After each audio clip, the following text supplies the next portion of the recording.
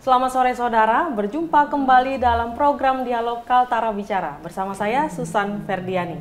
Saudara, diperkirakan 400.000 lebih anak di dunia usia 0 hingga 19 tahun didiagnosis kanker setiap tahunnya.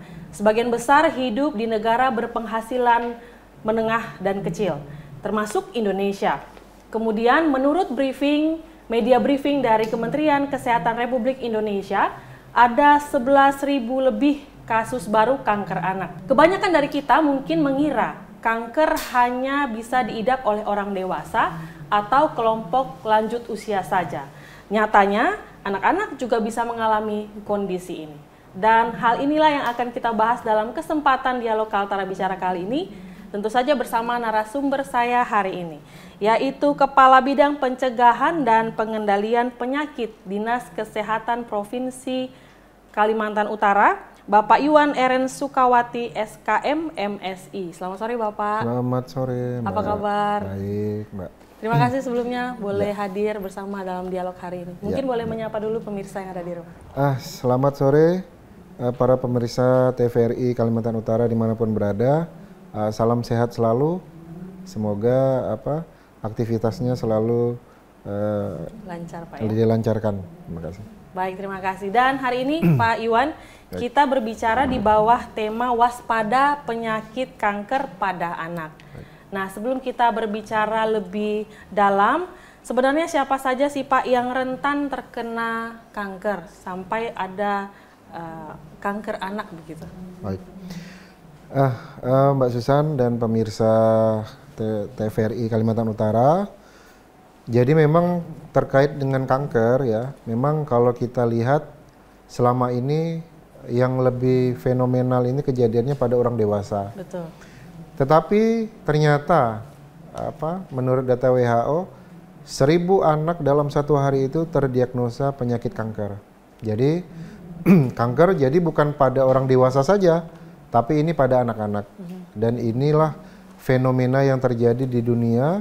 Nah, ini seperti yang dikatakan tadi, di negara yang berpenghasilan kecil dan sedang. Jadi banyak didapatkan kurang lebih 400.000 anak yang terdiagnosa kanker. Jadi memang baik itu anak-anak orang dewasa maupun orang dewasa, ini semuanya rentan terkena penyakit kanker ini, Mbak Susan. Diperjelas lagi Pak, itu tadi betul ya, anak-anak usia 0 hingga 19. 0 sampai 19 tahun. Betul ya. Betul. Nah, kemudian Pak, dengan demikian hal penting apa saja yang sebenarnya harus kita ketahui tentang kanker anak ini? Baik. Jadi kanker anak ini dipengaruhi adalah dua faktor. Pertama faktor genetika, yang kedua faktor lingkungan. Genetika ini di mana keturunan, kemudian mutasi gen, dan kalau untuk lingkungan ini terkait dengan zat kimia dan radiasi. Nah, jadi memang kalau kita bicara mutasi gen, nah ini sangat berbahaya karena memang contoh nih di COVID kemarin, virus COVID ini awalnya sampai dengan sekarang itu sudah ada beberapa varian virus karena ini salah satunya adalah efek dari mutasi gen. Mutasi gen ini disebabkan pertama dia suhu ya, temperatur ya. Itu yang menyebabkan dia bisa membelah dirinya untuk membuat sel baru gitu. Nah, mutasi gen itu kalau di dalam tubuh itu yang diserangnya adalah sel. Sel ini adalah inti terkecil dari tubuh, di mana sel itu adalah merubah rantai genetika menjadi di dalam RNA kita. Makanya dia dari satu varian baru menjadi varian baru, ini akibat mutasi gen. Nah, terkait dengan kanker, memang ini dipengaruhi, makanya di ilmu kesehatan itu ada namanya teori H.L. Bloom itu, derajat kesehatan masyarakat itu dipengaruhi oleh beberapa faktor. Pertama adalah lingkungan, ini adalah dominannya 40%. Kemudian perilaku itu 30%, pelayanan kesehatan 20%, dan terakhir adalah gen itu 10%. Nah, kita tahu bahwa pengaruh lingkungan ini sangat besar terkait dengan terjadinya mutasi gen yang ada di lingkungan. contoh ibu mengandung ya, ibu hamil, dia terpapar dari pestisida dari makanan masuk dalam tubuhnya, itu kan sifatnya karsinogen. Nah, dia bisa jadi karsinogenik, kemudian akan berakumulasi, merubah genetika, merubah rantai RNA, DNA, akhirnya menjadi sel kanker baru di dalam tubuh. Ya, jadi inti terkecil dari tubuh adalah sel. Nah, sel yang diserang baik itu virus ataupun bakteri, sehingga di dalam tubuh ini yang rentan akan kandungan di bayinya akan terkena sel kanker ini, seperti itu, Mbak Susan. Untuk faktor gen tadi termasuk keturunan begitu Pak ya? Iya, seperti keturunan. Artinya kemungkinan besar kalau ada riwayat keluarga yang terkena kanker, maka anak-anaknya juga begitu Pak ya? Iya, jadi memang kalau kita bicara keturunan, nah ini belum ada satu penelitian pun yang memang menguatkan bahwa semua keturunannya akan terkena. Baik. Tapi biasanya kalau kita menggunakan sampel populasi itu, dari sekian anak itu pasti nanti ada yang terkena sel kanker ini untuk menjadi bibit kanker di dalam tubuhnya. Jadi memang faktor genetika ini yang menjadi utama selain lingkungan, seperti itu. Ya baik Pak, itu tadi sudah dijelaskan tentang faktornya. Kemudian sebenarnya jenis-jenis kanker apa saja sih yang banyak diidap oleh anak ya? Karena kita kebanyakan dari kita kan memang taunya kanker ini hanya bisa diidap oleh orang dewasa, kecil kemungkinan di anak. Tapi kemudian ada kenyataannya anak-anak sudah bisa mengidap kanker. Nah, yang paling dominan dialami oleh anak-anak itu kanker apa? Ya baik. Jadi untuk pada anak-anak ya, ini berdasarkan data dari tahun 2016 sampai tahun 2020, itu memang yang urutan pertama itu didominasi oleh leukemia. Itu kanker darah, kemudian kanker getah bening ya, kemudian tumor otak, tumor saraf tepi itu, kemudian tumor ginjal ya. Kemudian karsinoma nasofaring. Karsinoma nasofaring ini bahasa sehari-harinya apa? Itu di dalam saluran pencernaannya, seperti itu. Nah, jadi itu memang data yang terbanyak juga dinominasi memang kebanyakan itu kita temukan leukemia. Kanker darah. Baik, nah itu tadi ya beberapa ciri dari anak yang mungkin terindikasi kanker begitu. Kemudian Pak, kita berbicara lebih kecil lagi, bagaimana untuk di Kaltara ini sendiri? Apakah sudah ada laporan khusus tentang kasus kanker anak begitu? Ya, baik, untuk Kaltara memang ini syukur data dari yang kita dapatkan dari kabupaten kota di Kalimantan Utara sampai dengan tahun 2022 memang belum ada satupun kasus kanker pada anak. Jadi ini kita bersyukur juga bahwa kita di Kalimantan Utara memang belum ada satupun kasus kanker ini, sehingga kita semua tidak henti-hentinya juga untuk tetap preventif ya, tetap lingkungan kita jaga ya kan, kemudian faktor-faktor yang memang seperti residu pestisida itu kalau ibu hamil kita jauhi ya, kemudian bagaimana kita mengelola lingkungan-lingkungan di daerah tempat tinggal kita ini sebaik mungkin supaya kita tidak terpapar dengan radiasi, atau contoh nih kayak asbes. Itu asbes juga untuk rumah itu sebetulnya tidak boleh digunakan karena dia akan mengeluarkan material-material yang akan masuk ke dalam tubuh dan akan juga masuk di dalam pori-pori paru-paru kita. Itu juga berbahaya. Jadi memang pemerintah sudah membuat aturan atau standar nasional Indonesia atau peraturan Menteri Kesehatan terkait dengan penggunaan suatu produk. Nah, itu yang harus kita ikuti untuk kita menghindari dari penyakit-penyakit ini, seperti itu. Baik Pak Iwan. Ya Pak Iwan, masih kita akan lanjutkan perbincangan kita, tapi kita akan jeda sesaat dulu. Pemirsa jangan kemana-mana, tetaplah bersama kami akan kembali setelah jeda pariwara berikut ini.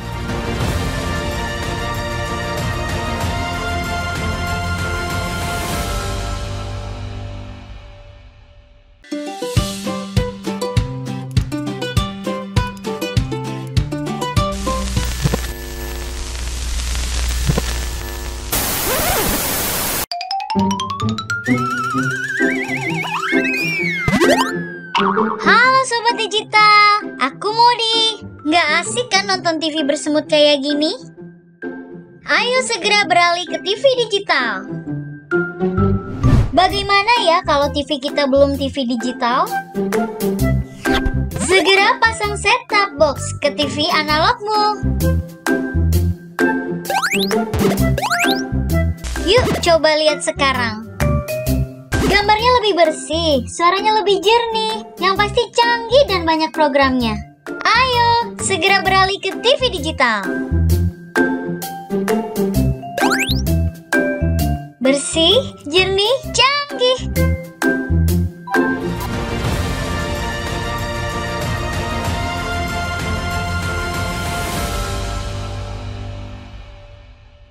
Saudara, terima kasih Anda masih bersama kami dalam program Dialog Kaltara Bicara bersama saya Susan Ferdiani. Dan hari ini kita masih berbicara mengenai waspada penyakit kanker pada anak. Dan sudah bersama saya narasumber yaitu Kepala Bidang Pencegahan dan Pengendalian Penyakit Dinas Kesehatan Provinsi Kalimantan Utara, Bapak Iwan Eren Sukawati SKM MSI.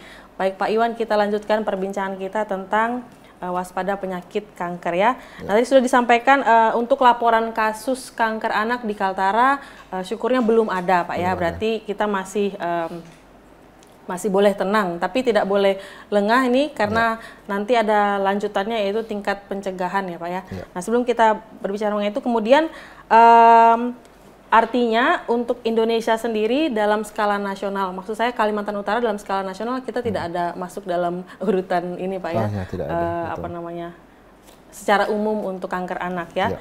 Nah kemudian Pak, menurut Bapak dari pantauan Bapak selama ini, bagaimana sebenarnya tingkat kesadaran masyarakat kita khususnya ya di Kalimantan Utara mengenai kanker anak? Adakah terlihat sudah peduli atau masih belum terlalu tahu malah begitu Pak? Silakan. Ya. Baik Mbak Susan, pemirsa TVRI Kalimantan Utara. Jadi terkait dengan kanker anak memang untuk di Kalimantan Utara pertama ya, dengan tidak adanya kasus seperti yang disampaikan tadi juga jangan kita membuat kita lengah. Justru kita lebih pertahankan terkait dengan aspek preventif ya, di tempat tinggal kita masing-masing, di lingkungan kita masing-masing ya.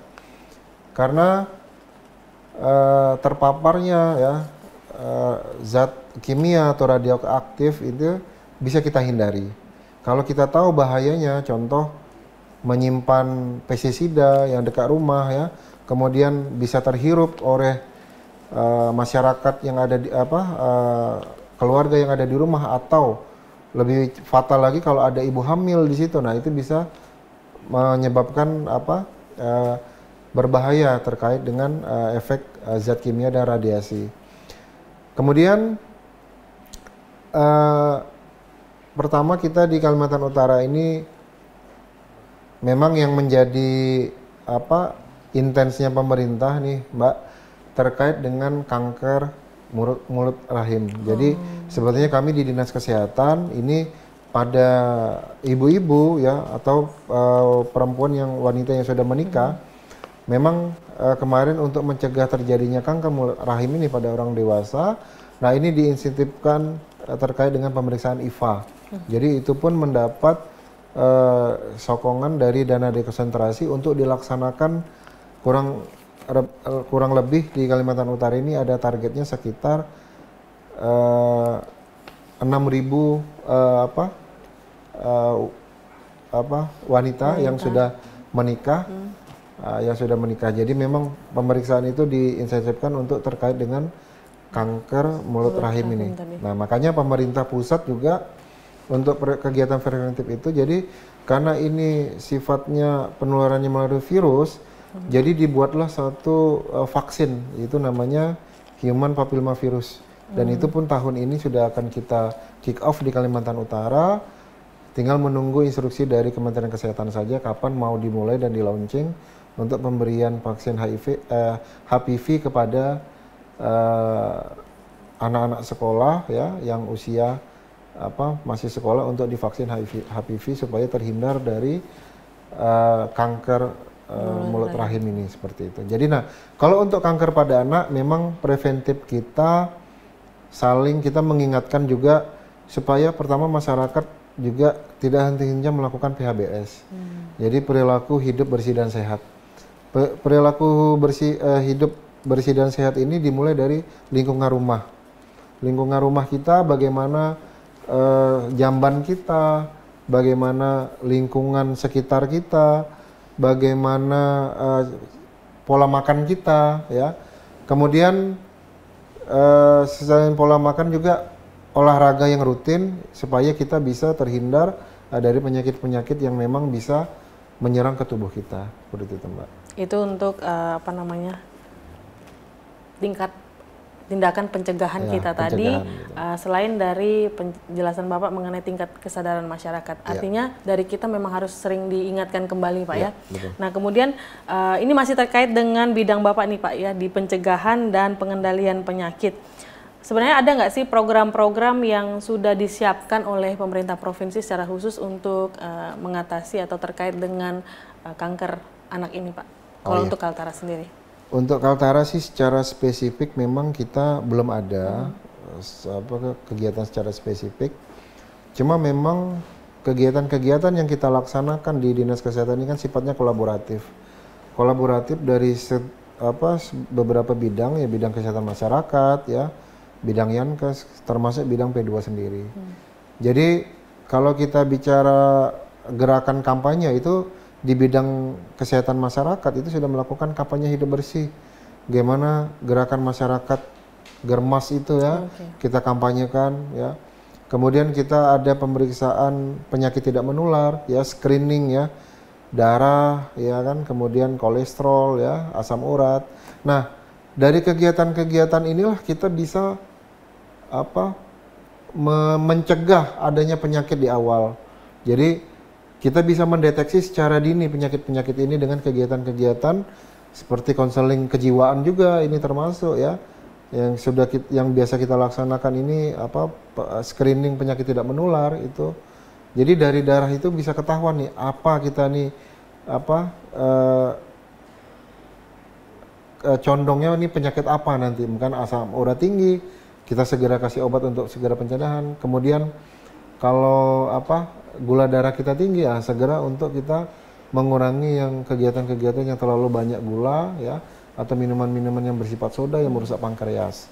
Jadi memang kegiatannya sifatnya kolaboratif. Kemudian di Yankes sendiri itu kita melaksanakan pelayanan langsung kepada masyarakat, diperiksa, dilayani dan dibawa dokter spesialis untuk dianalisis apa sakitnya masyarakat yang ada di sini, seperti itu. Baik, itu adalah beberapa program pengendalian dan pencegahan tadi. Itu durasinya biasanya berapa, Pak? Berapa lama dilakukan, kapan saja?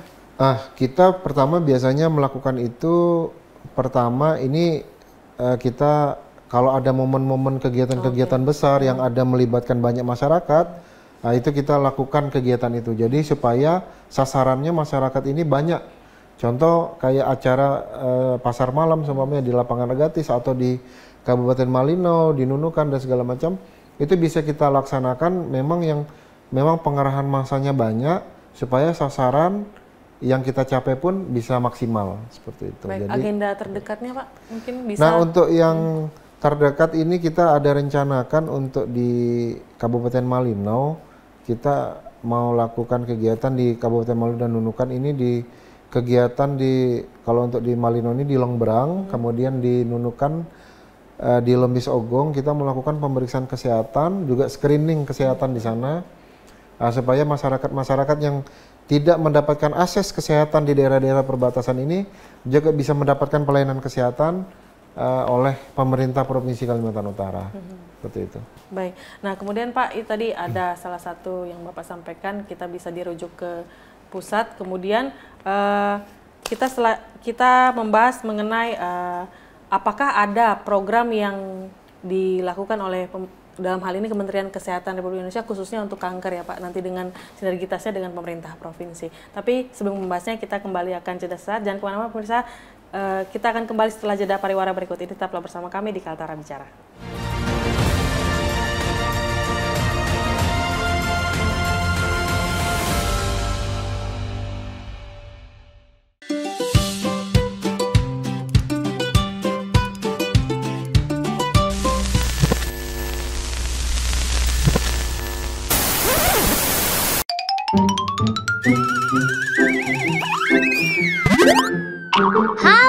digital. Aku Modi. Nggak asik kan nonton TV bersemut kayak gini?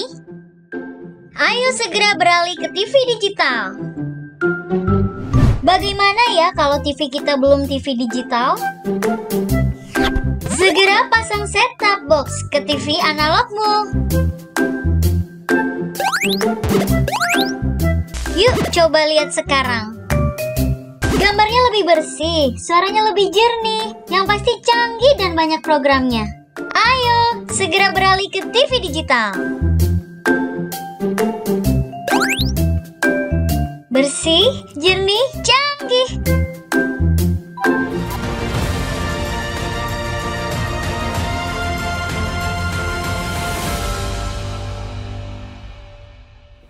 Saudara, kembali bersama kami dalam program Dialog Kaltara Bicara, masih di bawah tema waspada penyakit kanker pada anak. Pak Iwan, tadi sudah sebelumnya saya tanyakan tentang adakah program kerjasama nih dengan Kementerian Kesehatan terkait kanker anak ini Pak dengan pemerintah provinsi? Iya, kalau untuk terkait dengan kejadian kanker anak pada anak ya, untuk Kementerian Kesehatan sendiri memang belum ada yang spesifik kerjasama karena sekarang kan sistemnya penyakit itu ada, kemudian ditangani, diobati, ya kemudian semua itu untuk jalur pengobatannya sudah di backup di dalam BPJS Kesehatan. Jadi memang secara spesifik itu belum ada, tapi secara umum memang sistem itu sudah berjalan. Jadi sakit, didiagnosa, kemudian ditangani, diobati, kemudian segera direhabilitasi. Menggunakan instrumennya yaitu BPJS Kesehatan seperti itu.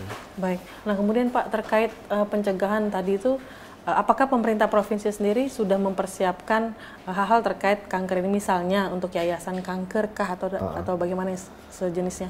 Ya, jadi pertama ya saya ingin jelaskan dulu terkait dengan peran pemerintah provinsi ya. Jadi pemerintah provinsi dalam hal ini kan mengikuti aturan atau regulasi dari pemerintah pusat. Jadi terkait dengan yayasan kanker itu semua juga pada saat BPJS ini masih jam keseda itu daerah masing-masing membuat MOU kepada rumah sakit rujukan kanker ya, gitu. Tapi setelah itu diambil alih oleh BPJS Kesehatan, otomatis itu ranahnya sudah masuk ke pemerintah pusat. Jadi provinsi kita mengikuti regulasi itu. Jadi memang sudah tersistem, begitu dia diagnosa dia kanker, dia pasti akan dirujuk kepada rumah sakit khusus kanker di Jakarta. Seperti itu. Itu sistematisnya begitu Pak ya. Nah Pak, ini kemudian terakhir terkait peringatan Hari Kanker Anak 2023 ini, kira-kira apa sih yang bisa masyarakat kita lakukan secara nyata sebagai bentuk partisipasi atau setidaknya kepedulian terhadap kanker anak? Ya, baik, jadi bukan di hari kanker saja, Dinas Kesehatan memang beberapa tahun ini sudah mengkampanyekan namanya kampanye Germas. Germas itu, gerakan masyarakat itu di dalamnya adalah kita mengkonsumsi buah ya, aktivitas fisik ya, mengkonsumsi sayur-sayuran gitu ya. Kemudian kita dengan aktivitas fisik itu kita bisa membuat tubuh lebih fresh ya.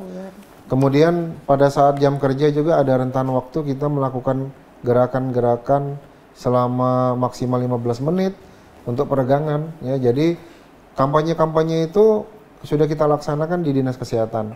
Jadi bagaimana cara masyarakat ini mengelola supaya lingkungannya juga sehat. Kita di bidang Kesmas juga ada namanya ODF, itu bagaimana lingkungan ini bebas dari buang air besar. Jadi memang langkah-langkah preventif yang kami sudah lakukan di Dinas Kesehatan ini sudah sistematis. Jadi tinggal masyarakat bagaimana kesadarannya untuk memang berperilaku hidup bersih dan sehat, menjaga kebersihan lingkungan, dan selalu menjaga kebugaran tubuhnya dengan aktivitas fisik dan juga asupan makanan yang bergizi. Jadi mungkin itu yang sudah kami lakukan selama ini dan itu sudah sistematis sekali, dan masyarakat ya sudah kita kampanyekan dalam beberapa tahun ini. Semoga masyarakat sudah bisa mengikuti, khususnya di Kalimantan Utara ya, bagaimana kita bisa mengelola untuk bisa sehat, bugar ya, bisa melaksanakan kegiatan-kegiatan aktivis kita sehari-hari seperti itu, Mbak. Baik Pak, tidak terasa kita sudah di penghujung dialog kita pada kesempatan sore hari ini. Nah, sebelum kita tutup, adakah closing statement yang ingin Bapak sampaikan kepada masyarakat luar sana mengenai waspada terhadap penyakit kanker anak? Oke, baik, untuk pemirsa TVRI Kalimantan Utara, kami dari Dinas Kesehatan Provinsi Kalimantan Utara untuk kejadian kanker pada anak ini, memang kami selalu tidak henti-hentinya berpesan kepada masyarakat untuk selalu menjaga kesehatan diri kita, masyarakat, keluarga kita ya, dengan mengelola lingkungan kita di sekitar kita supaya lingkungan kita memang sanitasinya bersih ya, tidak menyebabkan contohnya ada genangan, apalagi setelah musim hujan kemarin kasus DBD di Kalimantan Utara ini meningkat drastis ya. Bagaimana kita mengelola lingkungan kita, rumah kita ya, sesuai dengan kesehatan yang ada dan tidak membuang sampah sembarangan ya, yang cikal bakalnya terjadinya penularan vektor penyakit di situ. Jadi bagaimana kita mengelola memang lingkungan tempat tinggal kita memang sehigienis mungkin supaya kita terhindar dari penyakit, mungkin seperti itu. Baik, terima kasih sekali lagi Pak Iwan untuk waktunya hari ini. Baik. Dan dengan demikian berakhirlah dialog Kaltara Bicara kali ini. Saya Susan Ferdiani beserta seluruh kerabat kerja yang bertugas hari ini mengucapkan terima kasih atas kebersamaan Anda. Selamat sore dan sampai jumpa.